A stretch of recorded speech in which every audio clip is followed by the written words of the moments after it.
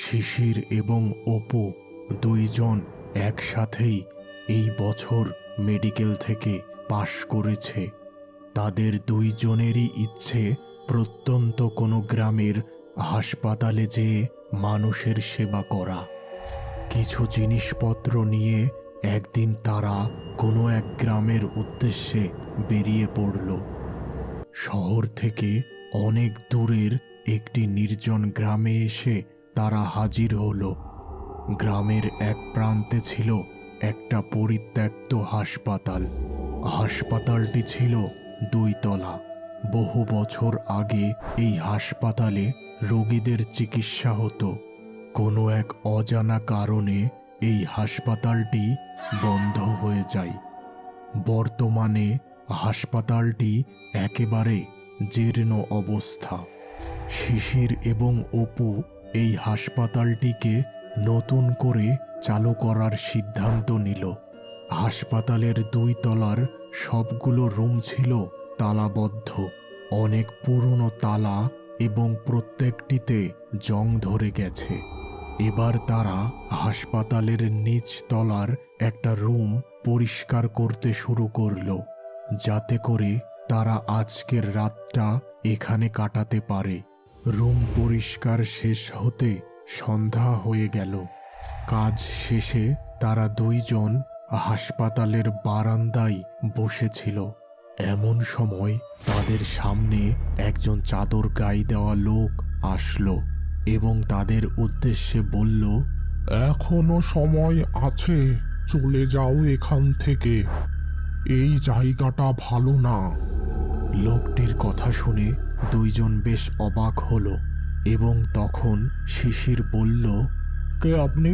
আর আমরা এইসবে ভয় পাই না, কোনো সমস্যা হবে না, আর আপনি চাইলে আমাদের সাথে থাকতে পারেন। এই কথা শুনে লোকটা আর কিছু না বলে চলে গেল।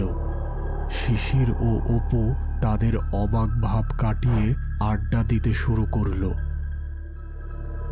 এভাবে যখন রাত প্রায় 10টা হলো, তখন তারা খাবার খেয়ে শুয়ে পড়ল। গভীর রাতে উপরতলা থেকে চিৎকার চেঁচামেচি আর মানুষের পায়ের আওয়াজে তাদের ঘুম ভেঙে গেল। তারা দুইজন খুব অবাক হলো। উপরের তলার সবগুলো রুমই তো তালা মারা, তাহলে আওয়াজ আসছে কি করে? হাতে একটি লাইট নিয়ে শিশির ও অপু বিষয়টা দেখার জন্য রওনা হলো। সিঁড়ি বেয়ে 2 তলায় যেয়ে তারা দুইজন একেবারে হকচকিয়ে গেল। সবগুলো রুমের দরজা খোলা। একটি রুমের ভেতর থেকে কিছুটা আলো বেরিয়ে আসছে। তারা দুইজন ওই রুমের দিকে এগিয়ে গেল। ঘরের মধ্যে 2টি মোমবাতি জ্বলছে। দুইজন নার্স একজন রোগীকে ধরে রেখেছে, আর রোগীটার মুখ থেকে কেবলমাত্র গোঙানির শব্দ বেরিয়ে আসছে। এই দৃশ্য দেখে তারা দুইজন ভয়ে কাঁপতে লাগলো। এবার শিশির তার মনে কিছুটা সাহস সঞ্চার করে একটু এগিয়ে যেয়ে বলল, এই ব্যক্তিকে আপনারা ধরে রেখেছেন কেন? এই কথাতে এবার ঘাড় ঘুরিয়ে শিশিরের দিকে তাকালো নার্স দুইটি। নার্স দুইটির চেহারা ছিল একদম এক এবং ভীষণ বিভৎস। এটি দেখে মুহূর্তের মধ্যেই সেখানে অজ্ঞান হয়ে গেল শিশির। অপু কোনো রকমের টেনে শিশিরকে ওই রুম থেকে বের করল।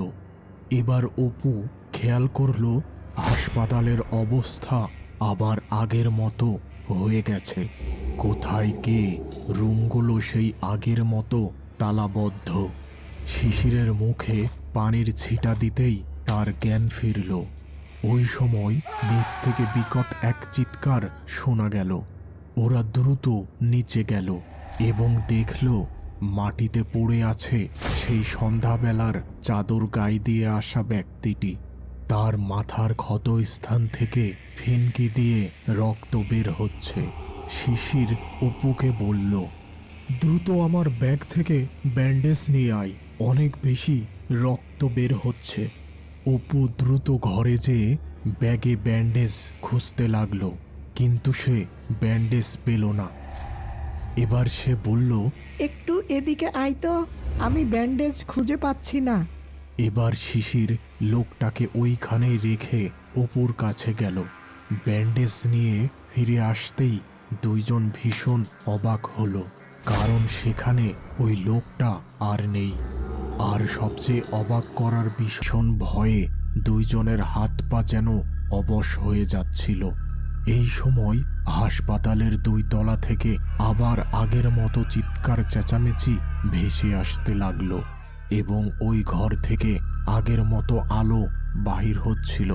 এসব কিছু তারা দুইজন আর সহ্য করতে না পেরে দৌড় শুরু করলো।